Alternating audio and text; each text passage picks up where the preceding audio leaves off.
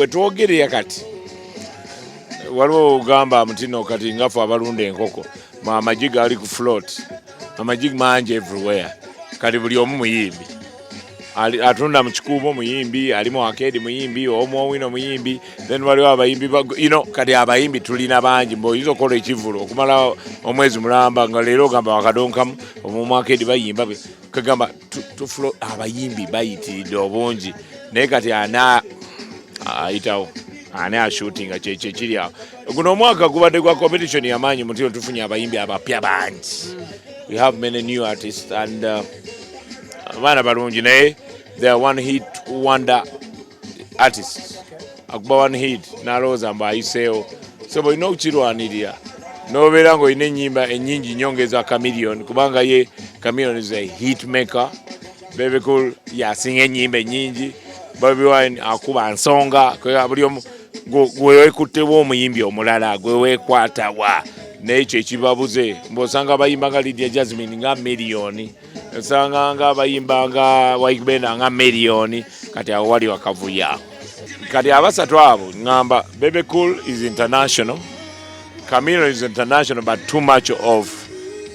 our stuff si local baida mwagaba local artists yani bachibi ne oyo muka mubi kati Bobi Wine wayongedde kya politics ate n'azimbira ddala so a class eyaffe abagala music yenna ali versatile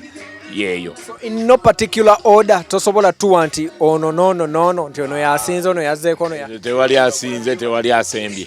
bonna buli omu alina kyawangula mu muntu. Bayimbi ki be tuyinza oteeka mu class B saawe? Tulina abayimbi kati class B by the way Kenzo akikoze lwakuba Kenzo ali mu class A naye muteeka erimu bali abasatu abasajja zinyiza omuteekamu abo naye ate okudda eka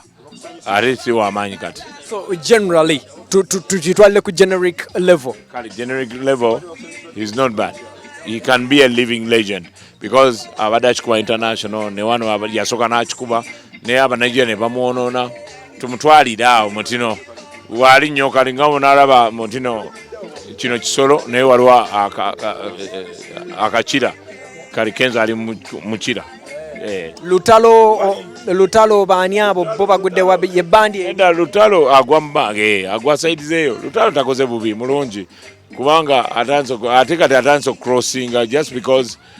ja crossing abantu bakoowayo naye singa management yeetereza ndooza Lutalo will be a good boy naye nyini empisa zazitereze omanyina abayimbi oba tolina mpisa oba okisse olina okuba n'empisa discipline kintu kikulu nnyo.